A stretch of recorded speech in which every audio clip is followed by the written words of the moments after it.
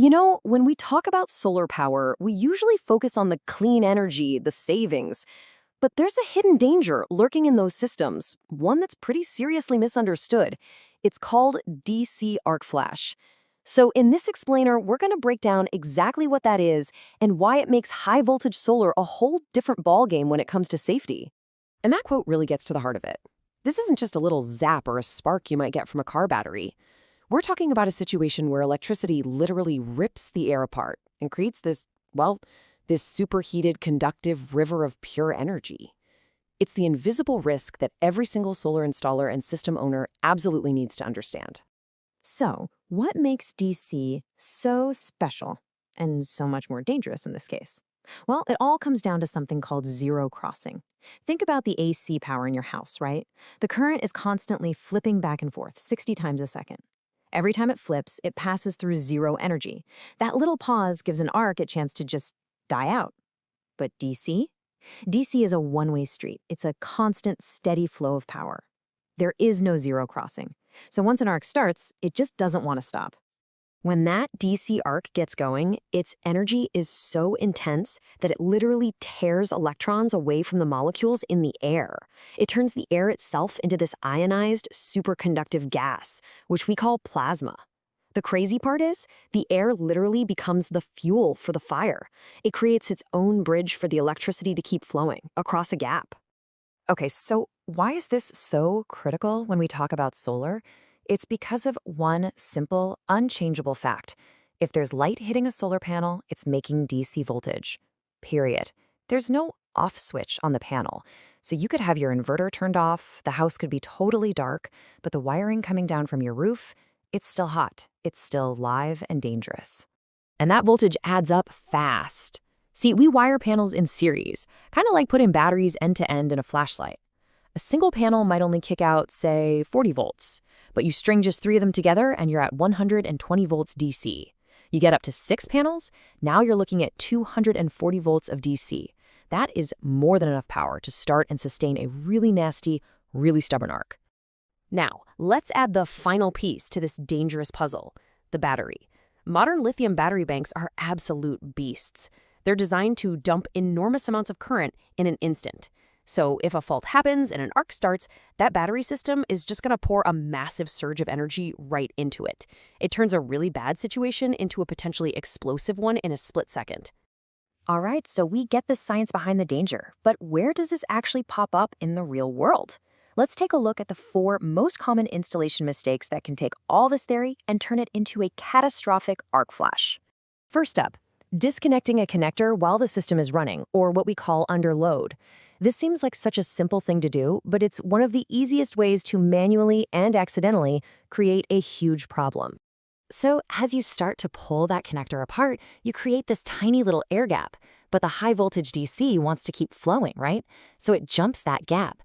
And as you pull it further apart, the arc just stretches with it, superheating the air into plasma, and it can easily melt the plastic connector and start a fire right in your hands. The second failure point is a little more sneaky. It's a simple, loose connection. This is the kind of danger that can build up silently for weeks, maybe even months, until it's way too late. You see, a connection that isn't perfectly tight creates resistance. Think of it like a bottleneck for electricity. All that electrical energy trying to squeeze through generates intense heat in one tiny little spot. Over time, that heat starts to cause sparking, and in a high-voltage DC system, that little spark is all it takes to ignite a full-blown, self-sustaining arc. Okay, our third scenario is a big one. It's a critical equipment mistake, using an AC-rated breaker in a DC circuit. I mean, to someone who doesn't know better, they might look exactly the same. But electrically, trust me, they are worlds apart. Remember that zero crossing thing we talked about? AC breakers are specifically designed to use that moment of zero energy to kill the internal arc when they trip. But in a DC circuit, that moment never, ever comes. So the AC breaker might trip, sure, but the arc just keeps on burning right inside the device, basically destroying the breaker and doing nothing to protect the circuit. And finally, we have the most sudden and the most violent scenario. This is when you accidentally drop a metal tool across live terminals, especially on a battery bank. This creates what's called a dead short. The battery just unleashes a biblical amount of current all at once. The surge is so powerful, it can literally vaporize the steel of a wrench, creating a blinding, explosive arc flash that can cause horrible burns and instantly ignite anything nearby. Okay, so we've seen how badly things can go wrong, so let's talk about the most important part, the unbreakable rules to make sure this stuff never happens. These are the non-negotiables for working safely with high-voltage DC. First off, procedure is everything. Rule number one, never, ever, ever pull apart connectors while current is flowing. Second, you have to use components that are specifically rated for DC circuits. Don't cheap out. Before you do any work, make sure the system is properly isolated. Inverter off, batteries disconnected. And finally, double and triple check that every connection is tight, clean, and secure. There's just no room for good enough. And this isn't just about the system, it's about protecting you. Using insulated tools isn't optional, it's your absolute first line of defense. And considering the explosive power of an arc flash, proper eye protection and gloves are completely essential. No excuses. And here is the one thing I really want you to burn into your brain. Even after you've shut down the inverter, disconnected the batteries, and the house feels totally off, those panels on the roof are still making dangerous DC voltage as long as the sun is out. You have to treat them with respect, always.